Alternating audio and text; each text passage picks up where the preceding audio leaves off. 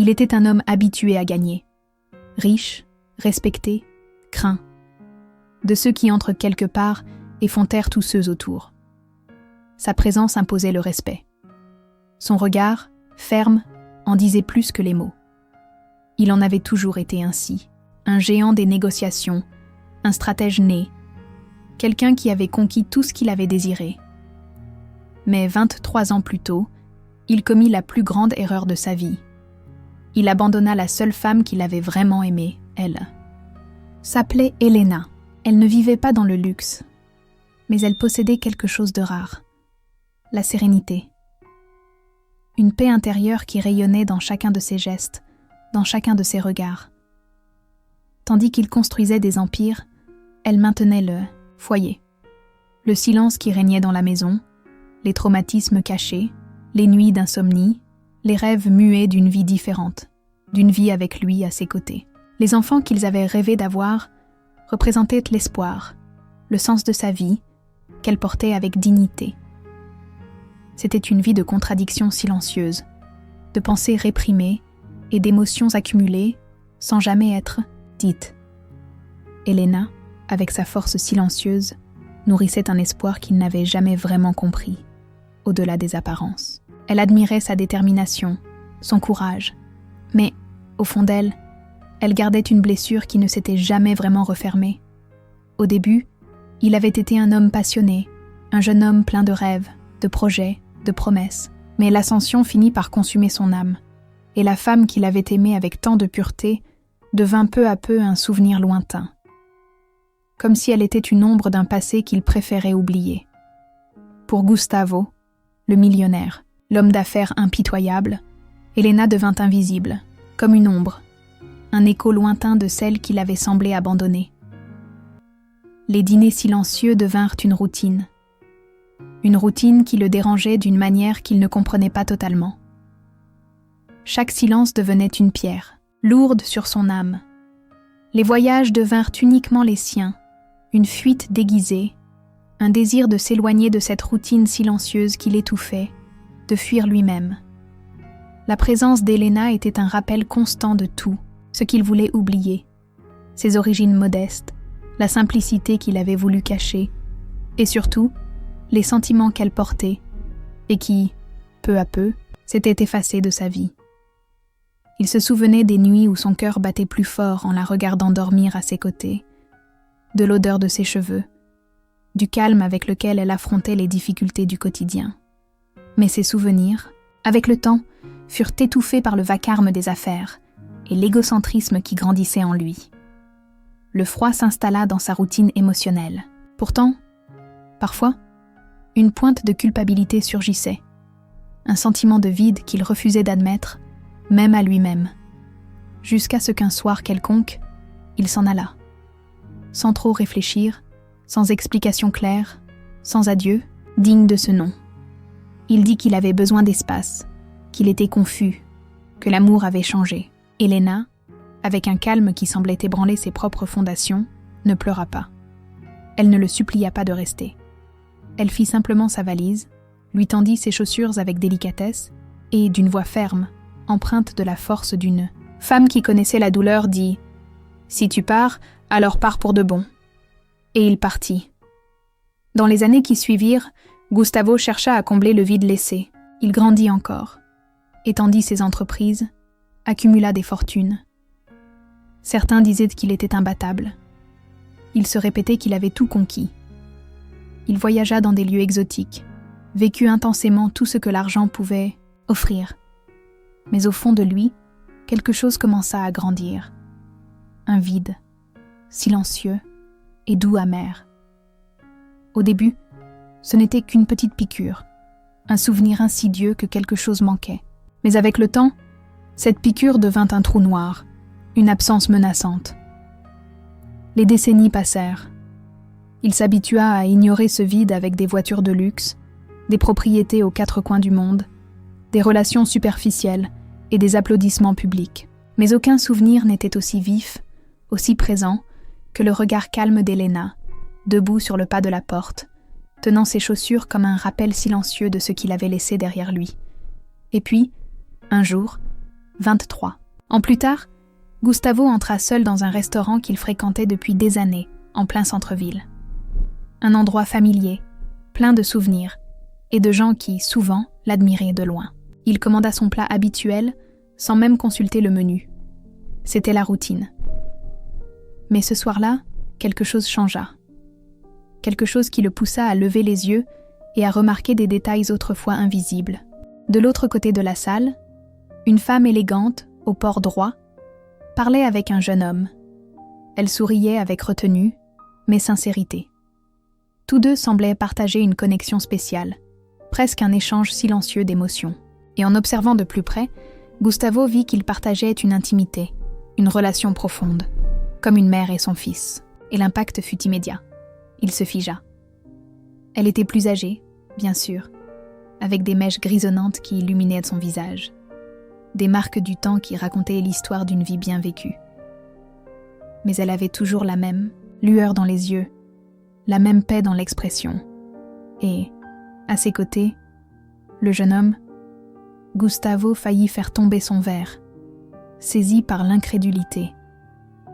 Le garçon était son portrait craché. C'était comme regarder dans un miroir. Les traits, le sourire, la façon de parler, jusqu'au mouvement de la tête. Tout était familier, inexplicablement familier. Une réplique de lui-même, des décennies plus tôt. Son cœur s'accéléra, mélange de choc et de nostalgie. Avec Elena, il la vit. Ses yeux hésitèrent une seconde, surpris, mais pas ébranlés. Il y avait là une force qui ne pliait pas. Puis elle sourit avec une sérénité presque troublante.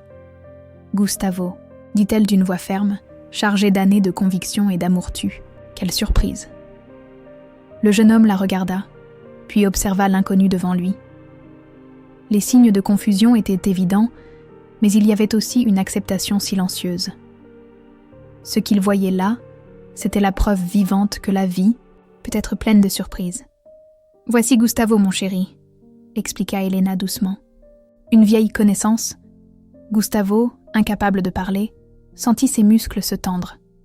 Sa tête tournait à une vitesse vertigineuse. L'insécurité montait seconde après seconde. Elle, avec un calme presque effrayant, poursuivit.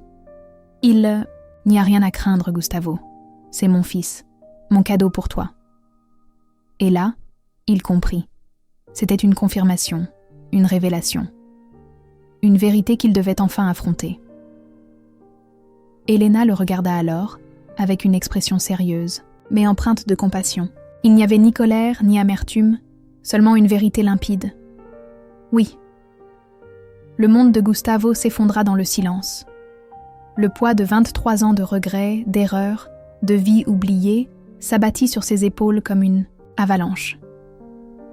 Il tenta de parler, mais aucun mot ne sortit. Que pouvait-il dire face à une telle vérité ? Parce que elle inspira profondément. « Pourquoi es-tu parti, Gustavo ? Tu ne t'es pas retourné, tu n'as pas posé de questions. J'ai poursuivi ma vie, en prenant soin de lui, en l'éduquant, en le protégeant, et il a grandi sans te connaître. Pourtant, il est devenu tout ce que tu n'as jamais réussi à être. » Le silence dans la salle semblait s'épaissir. Le jeune homme, resté jusque-là silencieux, regardait avec un mélange de confusion, de maturité et de respect. Gustavo voulut s'excuser, se justifier, dire que tout cela avait été fait pour lui, mais les mots ne venaient pas. Il, ou plutôt Gustavo, tenta quelque chose, n'importe quoi, mais à cet instant, rien ne semblait suffisant. La nuit tomba sur un silence pesant. Tout ressemblait, l'espace d'un instant, à un souvenir lointain de celui qu'il avait été, de celui qu'il aurait pu devenir. Car, au fond, ce qui l'attristait, le plus, et ce qui le sauvait en même temps, c'était de réaliser que ce jeune homme, son propre fils, était tout ce qu'il avait toujours rêvé d'être, intelligent, gentil, respectueux, intègre. Et, en regardant Elena, il vit une femme qui connaissait la profondeur de l'amour, qui portait une force qu'il n'avait jamais vraiment comprise jusqu'à cet instant. Et dans ce silence, Gustavo entama un voyage impressionnant. Un voyage de pardon, de réconciliation et d'espoir. L'espoir que, peut-être, il serait encore possible de reconstruire ce qui avait été détruit s'il avait le courage d'accepter la vérité et de choisir enfin le chemin du véritable amour. Il, ou plutôt Gustavo, tenta quelque chose, n'importe quoi. Mais à cet instant, rien ne semblait suffisant. Son cœur battait de manière désordonnée, comme si chaque battement était une tentative de rédemption. Et, dans le silence lourd du restaurant, la vérité s'installa définitivement entre eux. Elena, avec son expression sereine, le regardait avec une compassion mêlée d'une nostalgie silencieuse qui semblait traverser le temps. Parce que, elle inspira profondément. « Pourquoi es-tu parti, Gustavo ? Tu ne t'es pas retourné. Tu n'as pas posé de questions. J'ai poursuivi ma vie, en prenant soin de lui, en l'éduquant, en le protégeant. Et il a grandi sans te connaître. Pourtant, il est devenu tout ce que tu n'as jamais réussi à être. » Le silence semblait grandir encore davantage dans la salle, étouffant les sons des conversations alentour. Le jeune homme à côté d'Elena restait silencieux, mais ses yeux portaient une compréhension mature, une acceptation muette d'une vérité douloureuse.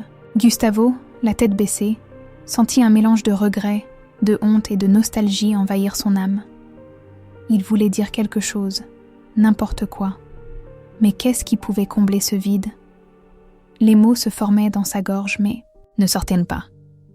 Il fit un pas en avant, comme s'il cherchait une proximité pour apaiser la distance ressentie au fond de son cœur. Elena toutefois fit un geste doux, comme pour contenir une vieille douleur, et parla d'une voix calme, mais chargée d'émotion. « Tu n'as pas à avoir peur, Gustavo. Il est mon fils, mon cadeau pour toi. » À cet instant, la compréhension s'installa de manière presque douloureuse, mais aussi révélatrice. Une vérité à affronter. Une fenêtre ouverte sur le passé, sur le présent, et peut-être sur un avenir encore possible à reconstruire. Elena le regarda alors, avec une expression grave, mais empreinte d'une douce lumière. La lumière de quelqu'un qui a toujours su pardonner. Quelqu'un qui, bien que blessé, avait la force d'avancer avec espoir. « Oui, » dit-elle, d'une voix à la fois ferme et douce. « J'ai voulu te donner une chance, car, au fond, j'ai toujours souhaité que tu saches qui tu es vraiment.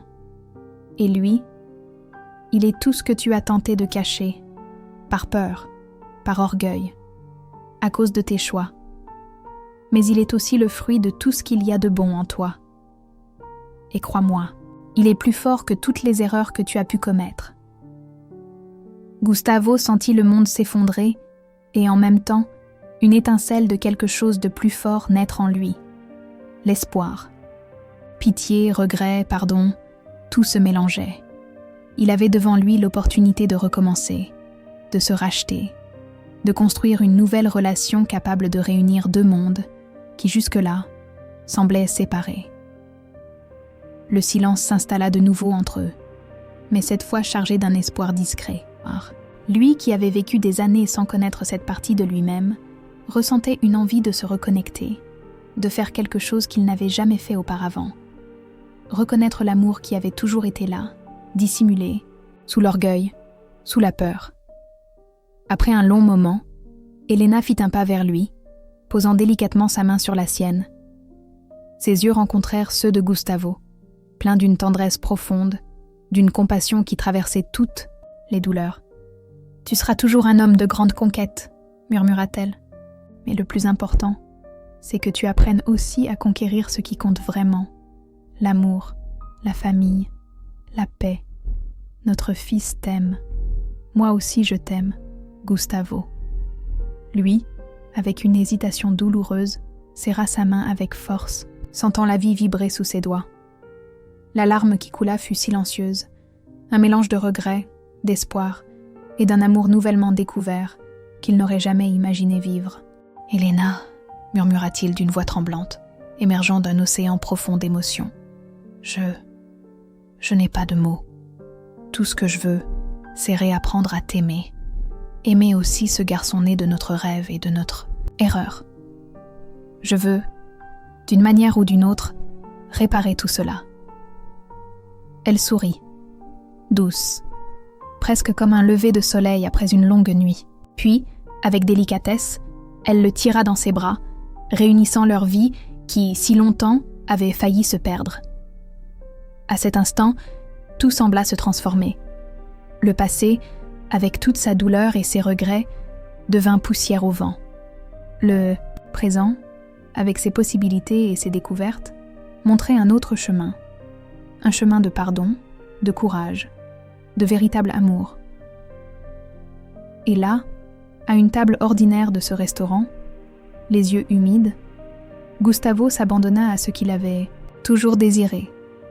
Non seulement la réconciliation avec Elena, mais la promesse d'un nouveau départ. Un recommencement qui pourrait, peut-être, transformer deux vies, une ancienne, une nouvelle, unies par une force plus grande que le temps, plus grande que les erreurs, plus grande que tout orgueil.